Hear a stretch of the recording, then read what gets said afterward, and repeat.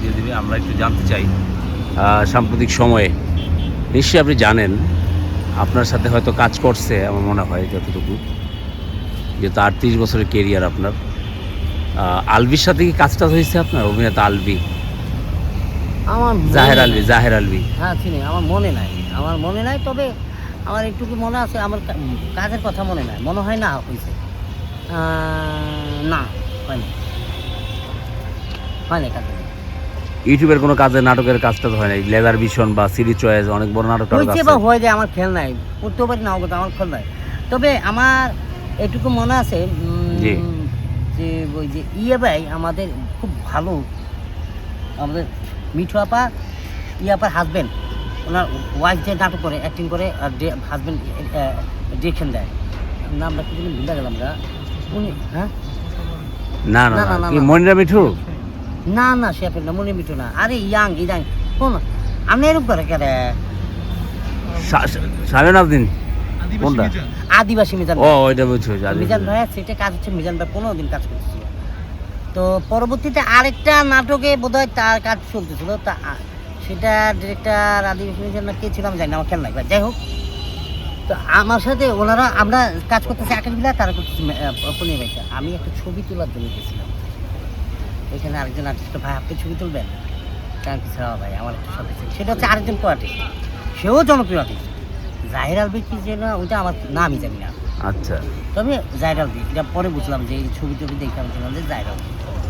তো ছবি তুললাম, যে উনি কিন্তু একটা সেকেন্ডের জন্য আমার কাছে মনে হলো যে আমি ছবি তুললাম না অহংকারের খোরাক পাইলাম। তা আমি জিজ্ঞেস করতে মনে করলাম যে আল্লাহ রে, তো এই কালের পোলা।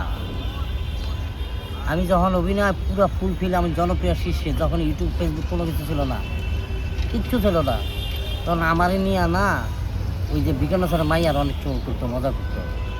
তাদেরকে প্রশ্ন করেছিল, তুমি যদি বিয়ে করে কাকে করবা? আমাকে চিঠি আসছিল যে বিজ্ঞান স্যার এরকম 100 মেয়ার চিঠি আসছিল। তারা আমার বাসার সামনে, আমাকে বন্ধন হাউসের বাড়ির সামনে পিকনিক করতো, আমার দেখতো আর ছবি তুলতো দূর থেকে।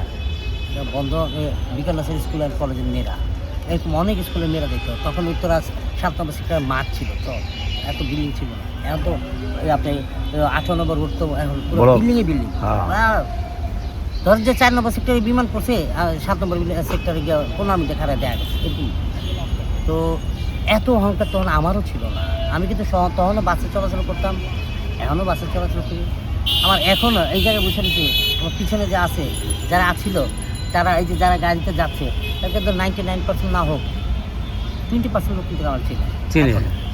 মানে আলভির বিষয়টা নিয়ে কি বলবেন আসলে, ইকরা এবং আলভি? যে আমি আসলে ওনার ব্যক্তিগত এইসব বিষয় নিয়ে আমি আসলে কোন কথা পেলাম পরে আমার ধরে বলবো, এমনি রাখছি রোজা, এমনি জায়গায় ছোটো মোটো জিব্বা কিন্তু আটকায়। তবে আমি শুধু বাচ্চাটার কথা বলবো যে ভাই আপা, আপনি যে কাজটা করছেন, আমি জানি না, আপনি হয়তো অনেক কষ্টে আপনি এই কাজটা করছেন, আপনি মা হিসাবে যে কাজটা করে গেছেন সেটা কতটুকু ভালো করছেন আমি জানি না। তবে আপনি যদি আপনি বেঁচে থাকেন, তাহলে আমি বলতাম যে অন্তত সন্তানের মুখের দিকে তাকে বেঁচে যান, আর তাকে দেখায় দেন যে আপনিও মানুষ, আপনিও মা, সন্তানের জন্য অনেক কিছু করতে পারেন। এটা পুরো দেখা দিতে পারতেন। আমার বোন, আমার এই কথায় আমার আলভি সাহেবকে বলা উচিত, কারণ নারীরা কিন্তু আপনার উপরে বিলা আছে, আপনি কিন্তু এখন ইমোশনালি অনেক কথাবার্তা বলতেছেন ভাই। তবে আমি যদি আপনারা পাই এই লুচ্ছামির ব্যাপারটাই, কিন্তু আমি কিন্তু মাফ করতাম না। একটা সন্তানের কাছ থেকে মাকে কেড়ে নিয়েছেন শুধু আপনার দোষের কারণে। আজকে সেই সন্তানটা মা হারা, এখন মা ছাড়া। এখন আপনি ইমোশনালি বলতেছেন আমি আমার বাচ্চাকে দেখতে পাচ্ছি না, অনেক কিছু বলতেছেন, আমি শুনতেছি ভাই, আমরা শুনছি।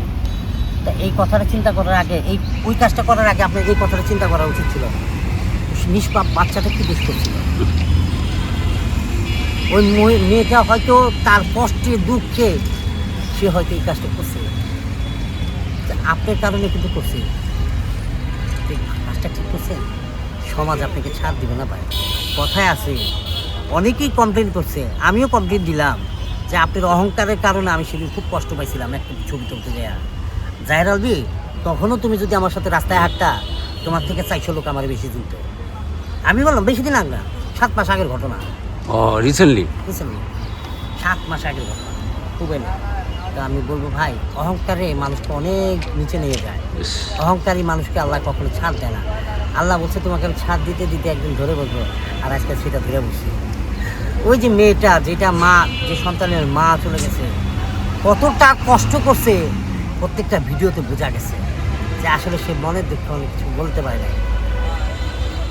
আমি জানি না, আমার এই কথাগুলো যদি ভুল হয়ে থাকে আমাকে সবাই মাফ করে দিবেন।